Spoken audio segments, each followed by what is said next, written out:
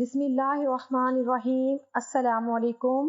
اللہ تعالیٰ جنت میں جنتیوں کے سامنے خود اپنے پاک کلام کی تلاوت فرمائے گا۔ اللہ تعالیٰ کے کلام کی تلاوت بھی بے شمار انسانوں کی ہدایت کا ذریعہ بنی ہے، اور ہم بھی قرآن پاک کی آیات پڑھ کر ہی دنیا کی تمام مشکلات سے چھٹکارا حاصل کر سکتے ہیں اور اپنی دلی مرادوں کو اللہ کے سامنے پیش کر کے دعا کر سکتے ہیں، اور وہی ذات دعائیں قبول کرنے والی ہے۔ اسی حوالے سے آج ہم آپ کو ایسا عمل بتانے جا رہے ہیں، قرآن پاک کی وہ خفیہ آیات بتانے جا رہے ہیں کہ جن کو پڑھنے سے جو بھی مراد منہ سے نکلتی ہے وہ پوری ہو جاتی ہے۔ اللہ تعالیٰ سے جو بھی مانگے وہ مل جاتا ہے، جس چیز پر ہاتھ رکھیں وہ آپ کی ہو جاتی ہے۔ یعنی اللہ تعالیٰ اس عمل سے آپ کی ہر جائز خواہش اور حاجت کو پورا فرما دیں گے۔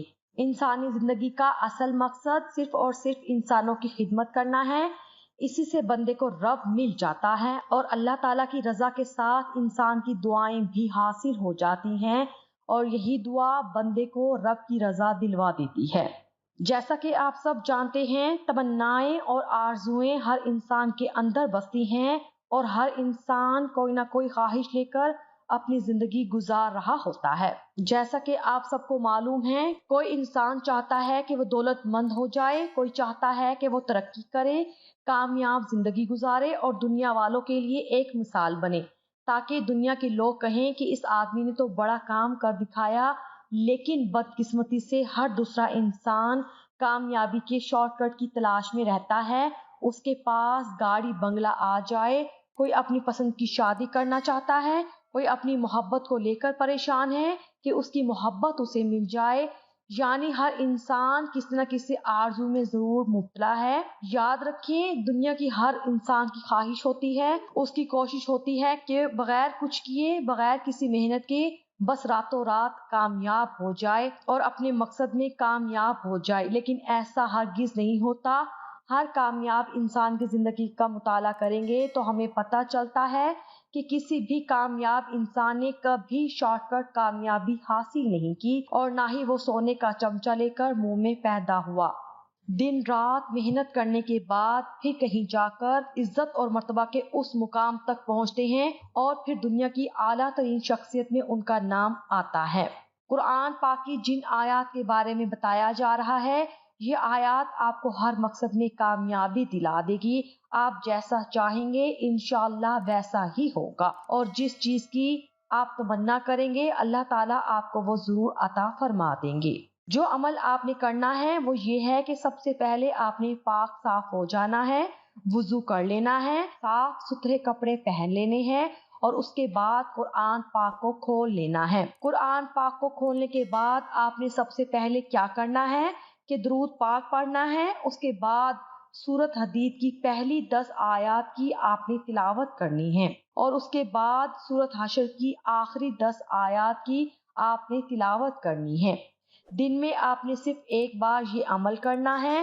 جب بھی آپ کو کسی چیز کی ضرورت ہو، آپ اپنے مقصد میں کامیابی چاہتے ہو، کسی بھی بات کو پورا ہوتے دیکھنا چاہتے ہو، تو آپ یہ عمل کر لیا کریں۔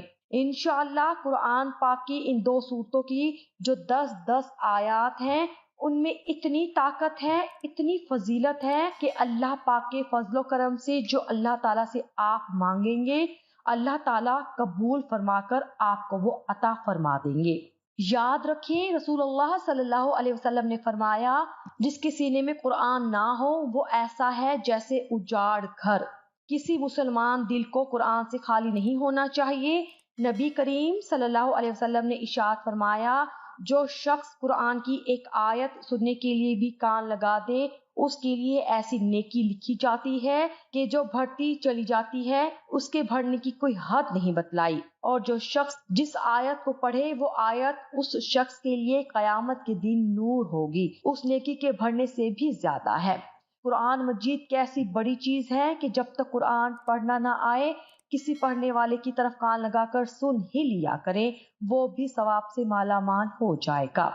نبی کریم صلی اللہ علیہ وسلم نے ارشاد فرمایا کہ جو شخص صبح کے وقت اعوذ باللہ السمیع العلیم من الشیطان الرجیم اور سورۃ الحشر کی آخری 3 آیات پڑھے تو اس کے ساتھ اللہ تعالیٰ 70,000 فرشتے مقرر کر دیتے ہیں، وہ شام تک اس کے لیے دعا اور استغفار کرتے ہیں۔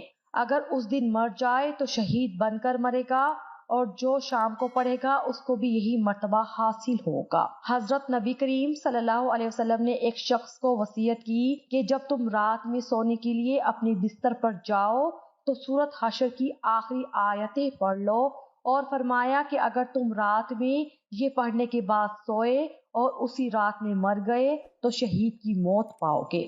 خدا کی قسم یہ سورت بہت ہی خوبصورت ہے، اس میں بہت حلاوت ہے، اس کا نیچے والا حصہ سرسبز ہے اور اوپر والا حصہ پھلدار ہے، اور یہ کسی انسان کا کلام ہی نہیں۔ دعا ہے کہ اللہ ہم سب کا حامی و ناصر ہو، آمین ثم آمین یا رب العالمین۔